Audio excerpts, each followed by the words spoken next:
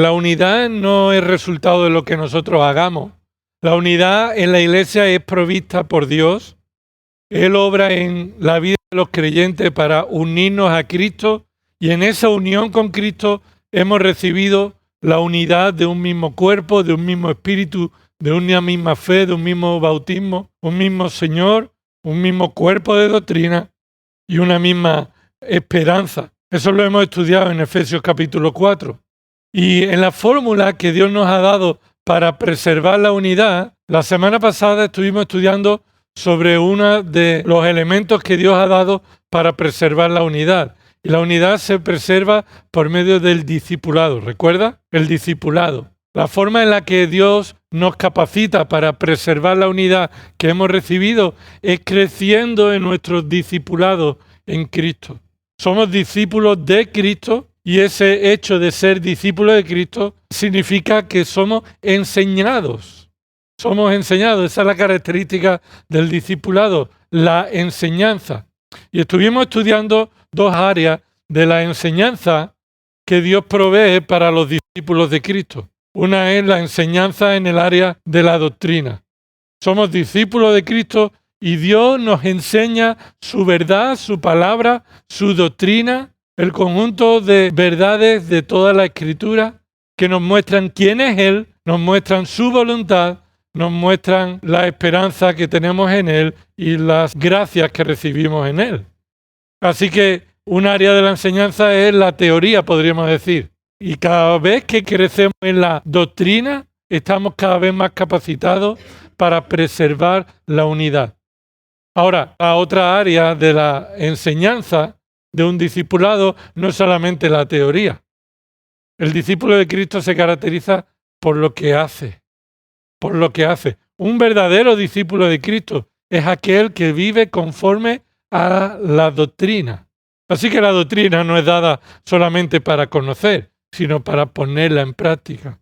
El servicio, el amor mutuo, es la forma en la que los discípulos crecemos y eso nos capacita para producir fruto espiritual que preserva la unidad. Míralo como lo dice en Efesios capítulo 4, que lo hemos visto como un pasaje importantísimo acerca de la unidad. Efesios 4 dice: yo pues, prisionero del Señor, os ruego que viváis de una manera digna de la vocación con que habéis sido llamados. Así que lo que ha terminado de hacer Pablo en los primeros 3 capítulos es enseñarnos la teoría.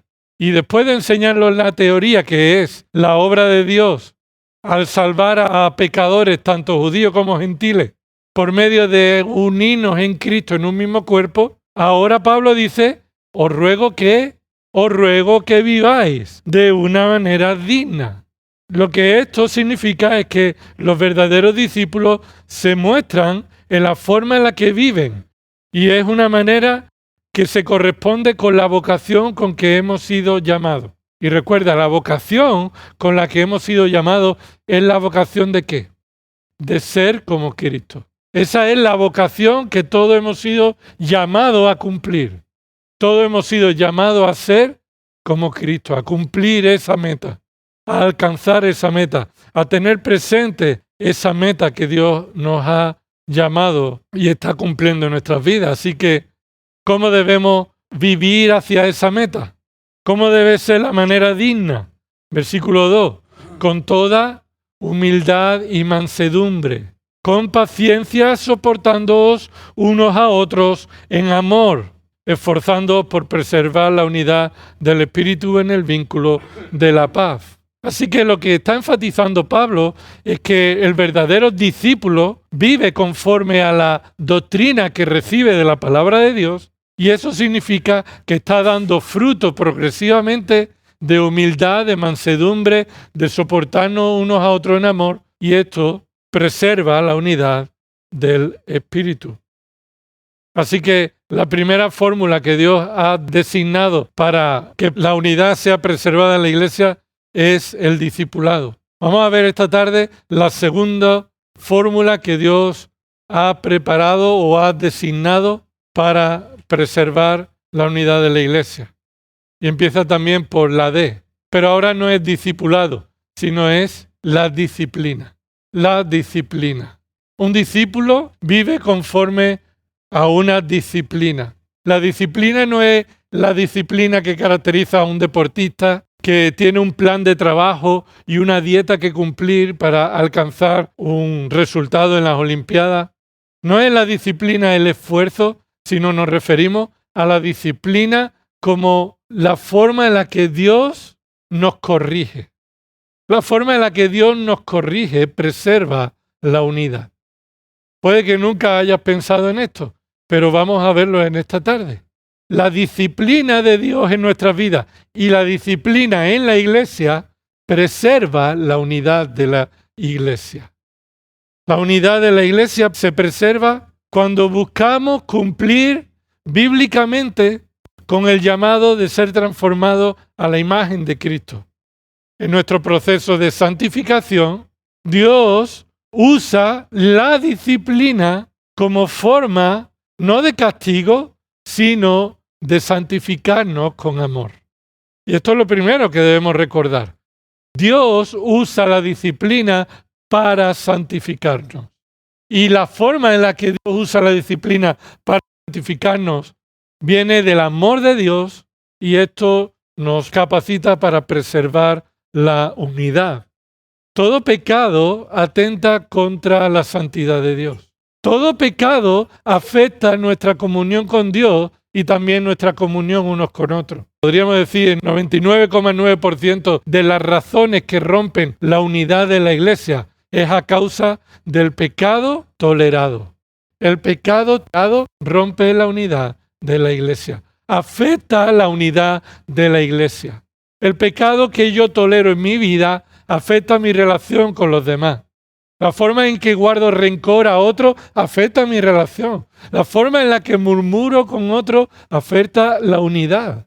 Todos los pecados afectan a la unidad del cuerpo.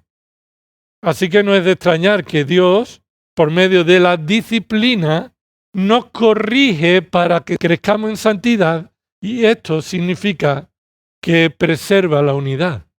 Preserva la unidad de la iglesia. El pasaje más claro sobre la disciplina de Dios se encuentra en Hebreos 12, así que vayamos allí. Uno de los pasajes del Nuevo Testamento más importantes acerca de la disciplina de Dios.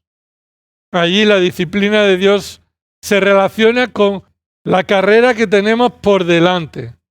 En los primeros versículos del capítulo 12 se nos dice que tenemos una carrera que cumplir, una meta que alcanzar, ser transformado a la imagen de Cristo y llegar a la gloria de Dios habiendo vivido una vida de santificación progresiva. Por eso Dios nos salvó. Una de las principales razones por las que Dios te salvó es para que tú no seas como eres, sino para que tú seas como Cristo. Y cada día que vivimos, la meta de tu día es ser transformado a la imagen de Cristo. Y esto se ve aquí como una carrera. Dice el versículo 1, por tanto, puesto que tenemos en derredor nuestro tan gran nube de testigos, es decir, los testimonios de capítulo 11 de hombres y mujeres pecadores, pero que por la fe que Dios les dio, los fortaleció y hicieron la voluntad de Dios. Así que teniendo tan gran nube de testigos o testimonios, despojémonos también de todo peso y del pecado que tan fácilmente nos envuelve, y corramos con paciencia la carrera que tenemos por delante, puestos los ojos en Jesús, el autor y consumador de la fe, quien por el gozo puesto delante de él soportó la cruz, menospreciando la vergüenza, y se ha sentado a la diestra del trono de Dios. Entonces, considerad a aquel que soportó tal hostilidad de los pecadores contra sí mismo, para que no os canséis ni os desaniméis en vuestro corazón. Porque todavía en vuestra lucha contra el pecado no habéis resistido hasta el punto de derramar sangre. Y el punto aquí es que se nos está comparando. Nuestra lucha contra el pecado no tiene nada que ver con el sacrificio de Cristo. No hemos sufrido al nivel que Cristo sufrió por nuestros pecados. Su sufrimiento fue eficaz. Su sufrimiento fue tratado y mostrado el resultado de menospreciar la vergüenza por cumplir la voluntad del Padre. Y nosotros no hemos sufrido a causa de nuestros pecados tanto hasta el punto de derramar sangre. Versículo 5. Además habéis olvidado la exhortación que como a hijos se os dirige. Hijo mío, no tengas en poco la disciplina del Señor, ni te desanimes al ser reprendido por Él, porque el Señor al que ama, disciplina y azota a todo el que recibe por hijo. Y quiero que observe un detalle, versículo 5. Además, y cuando dice además, significa que va a añadir una razón más. Además de lo que acabo de decir, ¿y qué acabo de decir? Que debemos considerar a aquel que soportó tal hostilidad, a Cristo, que soportó tal hostilidad de los pecadores contra sí mismos, para que no nos cansemos. Y porque todavía en nuestra lucha del pecado no hemos resistido hasta el punto de derramar sangre. Además habéis olvidado. Es decir, debéis considerar a aquel, no olvidaros del sacrificio de Cristo, que no habéis sufrido lo que merecíais. Eso es lo que nos está diciendo. No olvidéis que Él sufrió en vuestro lugar y vosotros no habéis sufrido lo que merecíais por vuestro pecado. Esa es la primera razón que se nos da. La consideración de que nuestro sufrimiento en la tierra no puede ser comparado con lo que nos merecíamos. Y eso se nos olvida. Y debemos considerar vivir nuestra vida de santidad sabiendo el precio que Cristo pagó. Y la segunda razón. Además, dice el versículo 5, habéis olvidado la exhortación como a hijos se os dirige. Y en ocasiones se nos olvida que Dios trata con nosotros para nuestra santificación como un Padre amoroso. ¿Y cómo nos trata como un Padre amoroso? Pues Él usa la disciplina, la reprensión, para nuestra santificación, que tiene un resultado en la unidad de la iglesia. La iglesia unida es aquella que considera la cruz de Cristo como el único precio posible para nuestra salvación, y la iglesia unida es la que no se olvida que Dios usa la disciplina para santificarnos. Si consideramos que la disciplina es otra cosa diferente a lo que Dios la usa, entonces estamos menospreciando y desechando la disciplina como un medio de santificación. Y observa tres detalles de este texto de Hebreos 12. En primer lugar, versículo 6. La disciplina de Dios nos muestra que estamos unidos en un mismo trato como hijos amados. La disciplina de Dios nos muestra que estamos unidos en un mismo trato por Dios como hijos. Así que estamos unidos como hijos y eso implica que todos tenemos un mismo trato. Dios como hijo que nos disciplina. Dice el versículo 6, Él azota a todo el que recibe por hijo. ¿Quién se considera hijo de Dios por los méritos de Cristo? Yo levanto la mano porque estoy aquí, pero cada uno sabe si se considera hijo de Dios por los méritos de Cristo, que murió en tu lugar en la cruz por los pecados que tú has cometido, comete y cometerás, y sabes que su resurrección asegura tu salvación por la eternidad. Y eso significa que vives una vida de santidad, en dependencia suya. Y si somos hijos, sabemos también todos que la disciplina es común para todos. Para todos. Así que el texto nos dice que la disciplina de Dios nos muestra que estamos unidos en un mismo trato, porque todos somos hijos, adoptados por Dios. Versículo 5. Además habéis olvidado la exhortación que como a hijos se os dirige. Así que como a hijos se nos dirige una exhortación. Escucha la exhortación. No te olvides de la realidad de la disciplina, que todos estamos unidos en este trato. Segundo detalle que quisiera que observáramos, versículos 7 y 8. La disciplina de Dios muestra que somos partícipes de la relación de hijos legítimos. Y lo vuelvo a repetir, la disciplina de Dios muestra que somos partícipes de la relación como hijos legítimos. Es decir, una cosa es que tú creas que eres hijo de Dios, otra cosa es que en realidad lo seas. Muchos se consideran hijos de Dios, pero son ilegítimos. No son verdaderos hijos. ¿Recuerda cómo aparecen en ocasiones personas que dicen ser hijos de un famoso? Pero el padre no reconocía a esa persona como su hijo legítimo. Por supuesto, guardando todas las distancias posibles. Estando tan lejos de esa comparación de nuestra realidad, muchas personas piensan y quieren considerarse como hijos de Dios, pero en realidad son hijos ilegítimos. El texto nos dice que la muestra en la que somos hijos legítimos, ¿cuál es? Porque somos disciplinados por Él. Si somos disciplinados por Él, eso muestra que ¿qué? Que hemos sido adoptados con todos los derechos que no teníamos. Y eso implica la disciplina. Claro que el texto más adelante dice, para nadie es agradable cuando está en medio de la disciplina.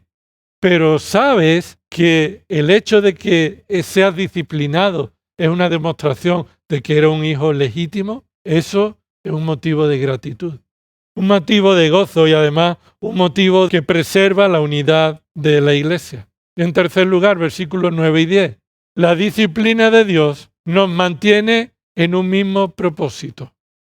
La disciplina de Dios nos mantiene en un mismo propósito.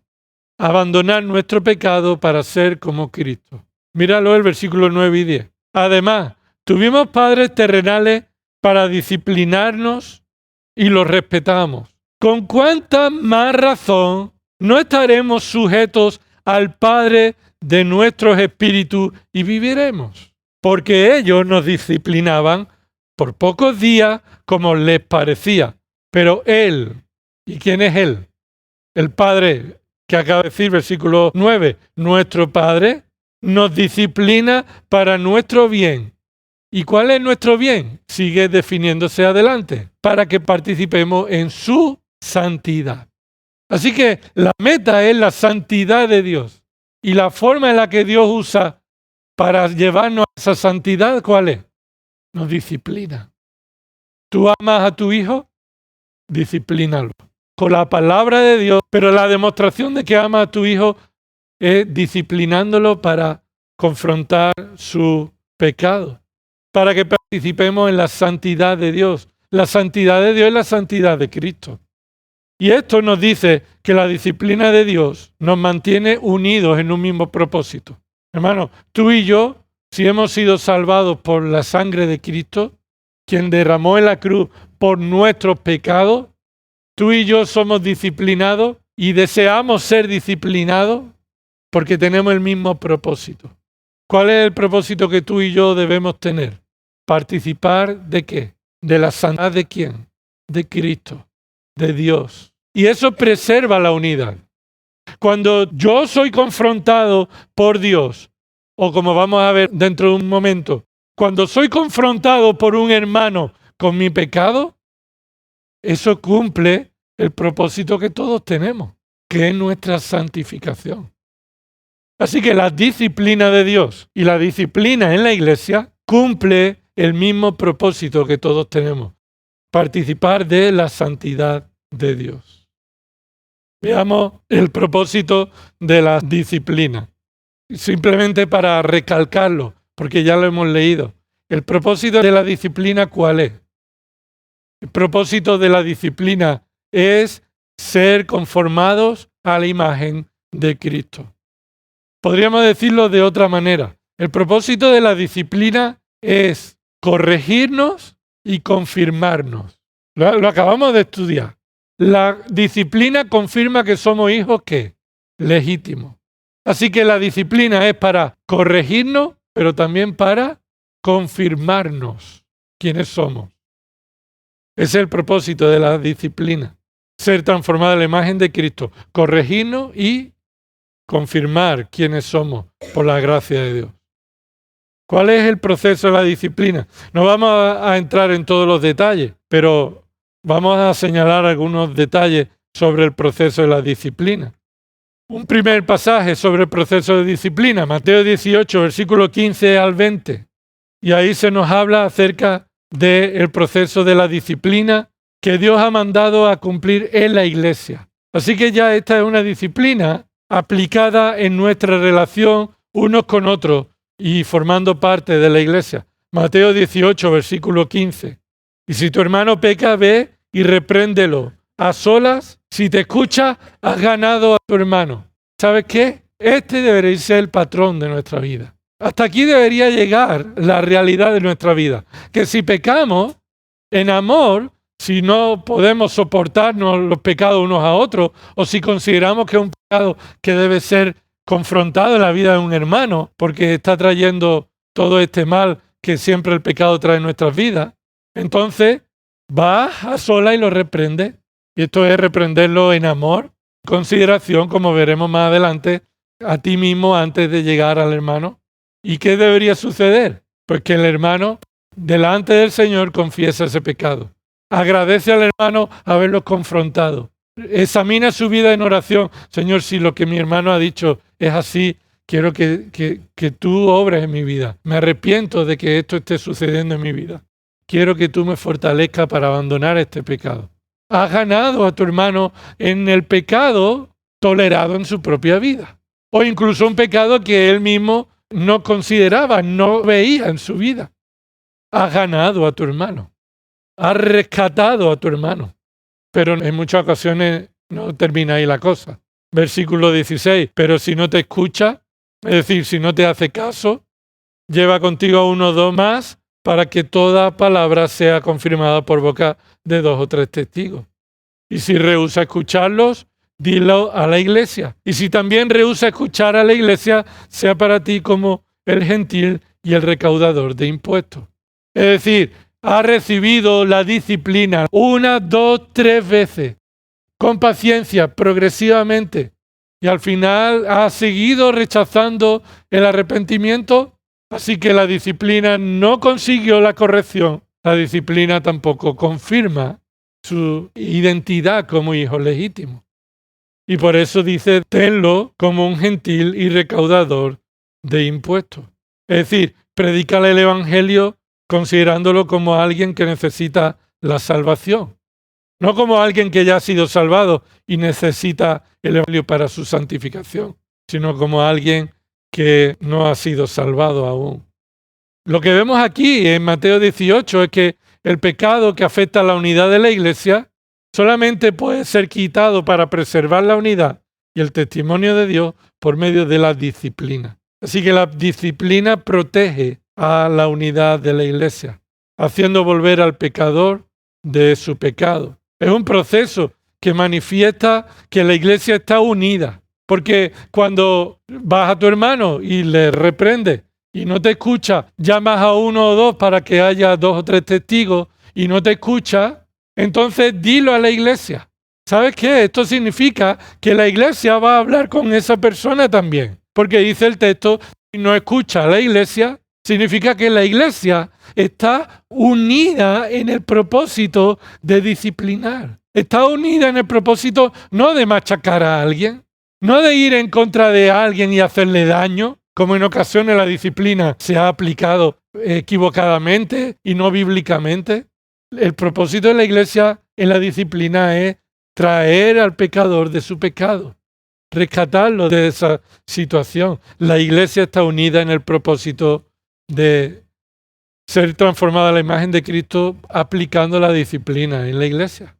Y claro, es una decisión, la disciplina es una decisión que manifiesta la unidad con Dios y la unidad entre los creyentes.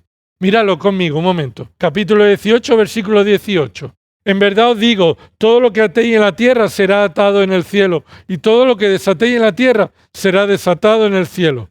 Esto tiene que ver con lo que se acaba de decir antes.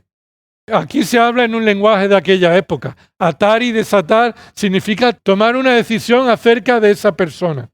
Si acerca de esa persona lo consideráis como gentil y publicano, entonces esa es la decisión que vosotros habéis tomado y es la decisión que en el cielo se ha tomado. Observa que la disciplina muestra la unidad que hay entre la iglesia y el cielo.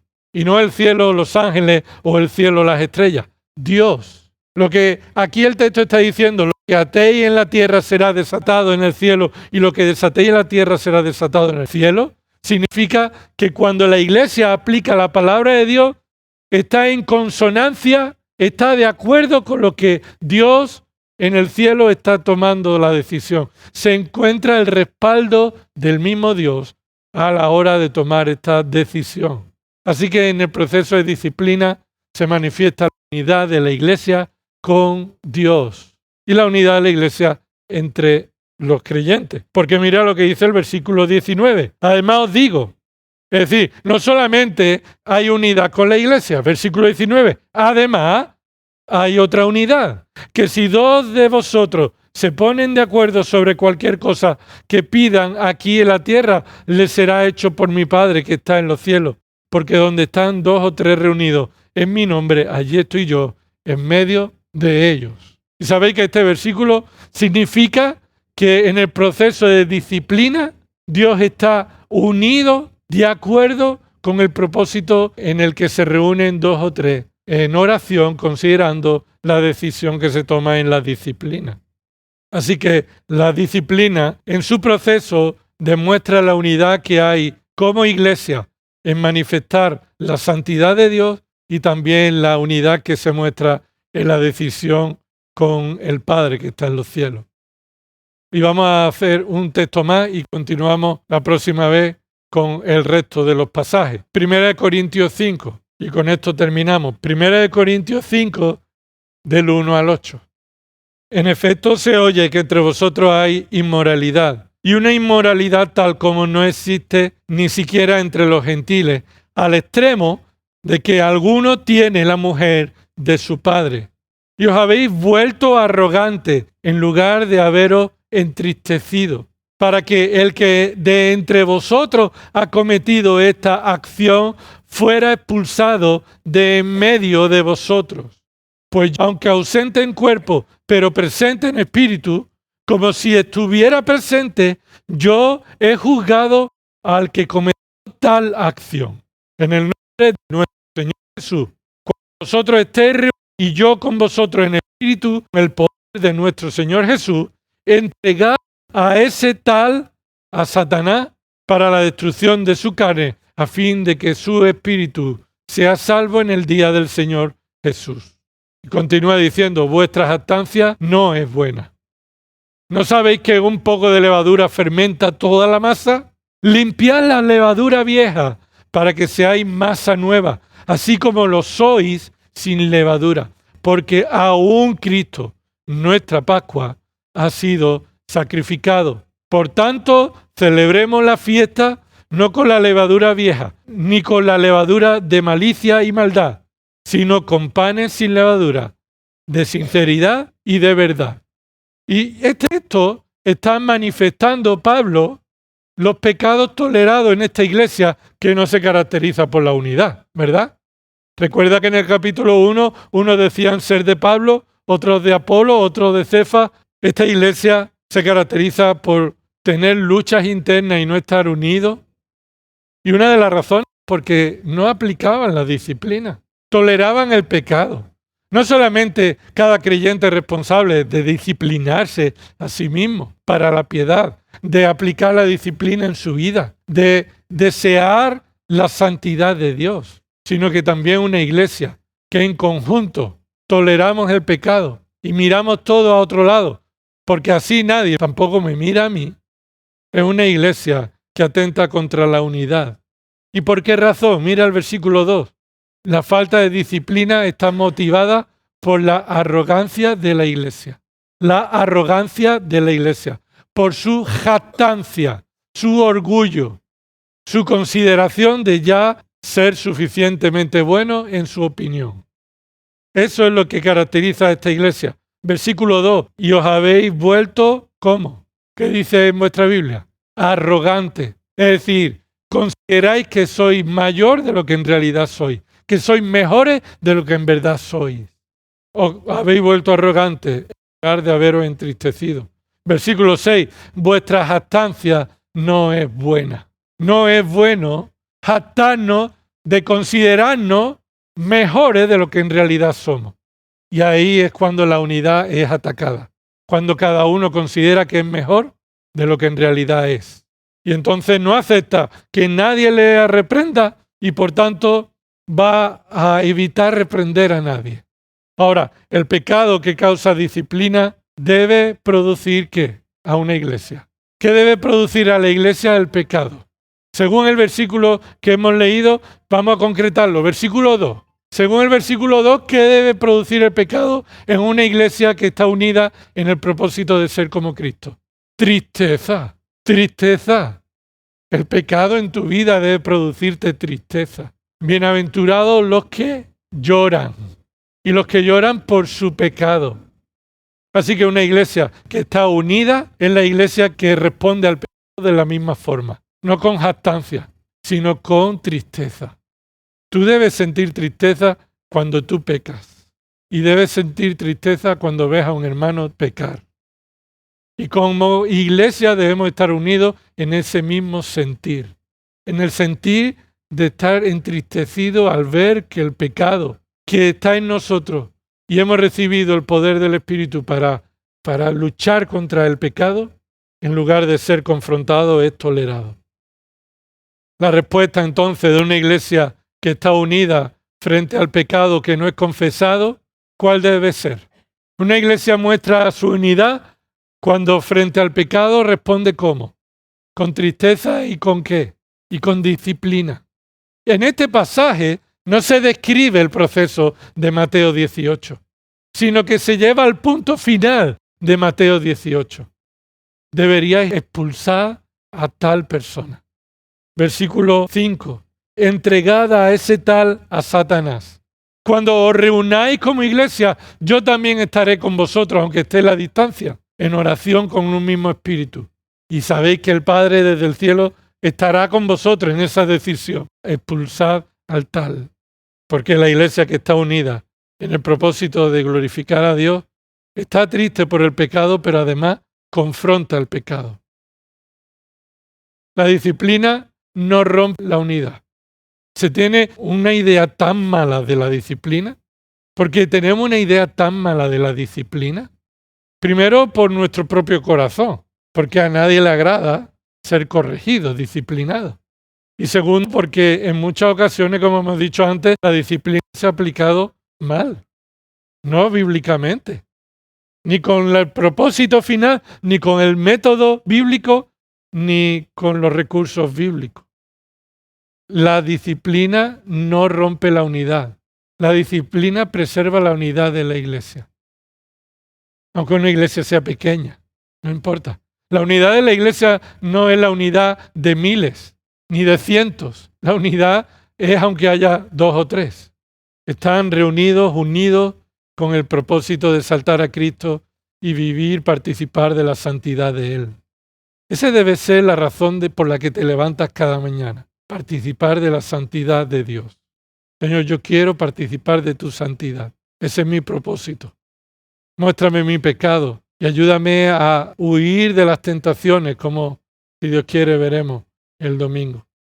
El proceso de disciplina manifiesta y preserva la unidad de la iglesia, porque la iglesia debe unirse. Dice el versículo 4, en el nombre de nuestro Señor Jesús, cuando vosotros estéis reunidos y yo con vosotros en espíritu. Es decir, la disciplina se aplica cuando la iglesia se reúne. Y esto es, viene a un sitio con un mismo corazón. Reunirse no es estar todos aquí. Reunirse es estar todos en un sitio con el mismo corazón. Y terminamos, dice el versículo 7 y 8, que la disciplina manifiesta que la iglesia está unida en su propósito de limpiarse de la levadura vieja. Ese significado de la levadura vieja es una metáfora. Es la levadura de los fariseos. Es la levadura de vivir tolerando el pecado en nuestra vida, aparentando que somos santos. La levadura tiene la manifestación de que un poco de levadura, ¿qué hace?